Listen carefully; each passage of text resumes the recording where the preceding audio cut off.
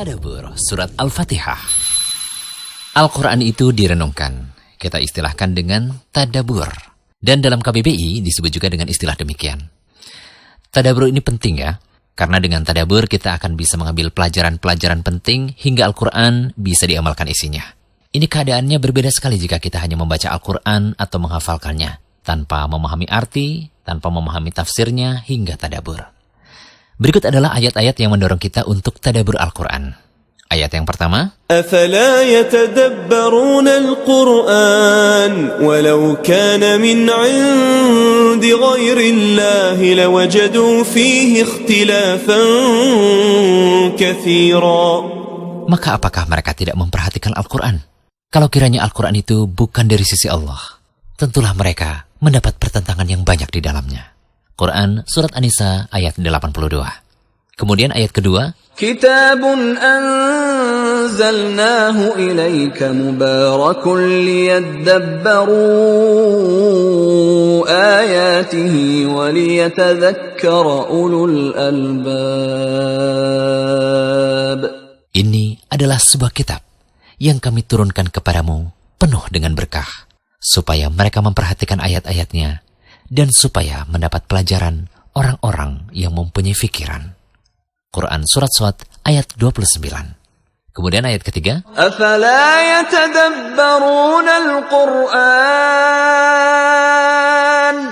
أفلا يتدبرون القرآن أم على قلوب أقفالها. maka apakah mereka tidak memperhatikan Al-Quran? Ataukah hati mereka terkunci? Quran Surat Muhammad ayat 24. Ibnul Qayyim rahimahullah berkata, memahami Al-Quran dan merenungkannya akan membuahkan iman. Adapun jika Al-Quran cuma sekadar dibaca tanpa ada pemahaman dan perenungan, yaitu tadabbur, itu bisa pula dilakukan oleh orang fajir, ahli maksiat. Kalau cuma sekadar dibaca saja, itu bisa dilakukan oleh ahli maksiat dan orang-orang munafik. Di samping dilakukan oleh pelaku kebaikan dan orang beriman. Ini disebutkan oleh Ibnul Qayyim dalam Zadul Ma'ad, juz pertama halaman 327. Nah sekarang bagaimana cara tadabbur, cara merenungkan Al-Quran? Ibnul Qayyim rahimahullah telah mengisyaratkan hal ini. Beliau katakan, apabila engkau ingin memetik manfaat dari Al-Quran, maka fokuskan hatimu saat membaca dan mendengarkannya. Pasang baik-baik telingamu. Dan posisikanlah diri seperti posisi orang yang diajak bicara langsung oleh Allah yang memfirmankannya.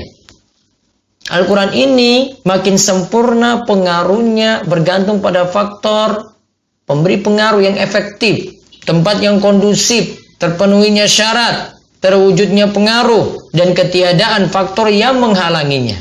Semua ini telah terkandung dalam firman Allah, inna fi dzalika ladzikra liman kana lahu qalbun aw alqa sam'a wa huwa syahid. Sesungguhnya pada yang demikian itu benar-benar terdapat peringatan bagi orang-orang yang mempunyai hati atau yang menggunakan pendengarannya sedang dia menyaksikannya. Surat Qaf ayat 37. Dari awal surat Qaf hingga ayat ke-37 ini namanya faktor pemberi pengaruh. Ya, itu namanya faktor pemberi pengaruh, yaitu ada ayat yang dibaca. Terus firman Allah, bagi orang yang punya hati, berarti hati yang hidup. Ini representasi dari tempat yang hidup. Sebenarnya disebutkan dalam surat Yasin ayat ke-70, liyundzira man kana hayya wa yahiqqal qawlu 'alal kafirin. Supaya dia Muhammad memberi peringatan kepada orang-orang yang hidup hatinya, yang hatinya hidup. Dan supaya pastilah ketetapan azab terhadap orang-orang kafir. Firman-Nya pula, atau yang menggunakan pendengarannya, maksudnya mengarahkan pendengarannya dan memasang indera dengarnya pada apa yang diucapkan padanya. Ini namanya syarat terwujudnya pengaruh. Jadi pasang pendengaran, ya.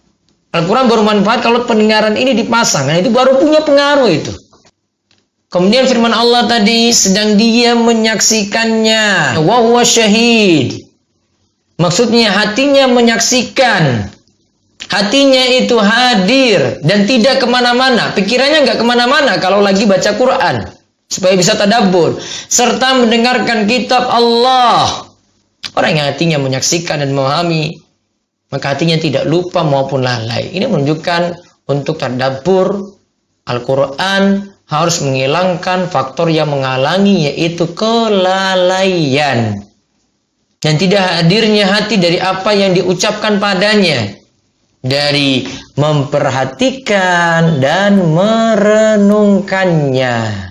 Nah, bila ada faktor pengaruh, yaitu Al-Quran, yaitu yang kita baca ini, tempat yang kondusif, yaitu hati yang hidup, syarat juga terpenuhi, yaitu mendengarkan dengan seksama, faktor penghalang tidak ada, yaitu kelalaian dan memahami maksud ucapan, dan berpaling pada sesuatu yang lain. Saya muncul pengaruh, yaitu kemampuan mengambil manfaat dan mengambil peringatan dari Al-Quran yang kita baca. Ini disebutkan oleh Imam Ibnul Qayyim dalam Al-Fawaid.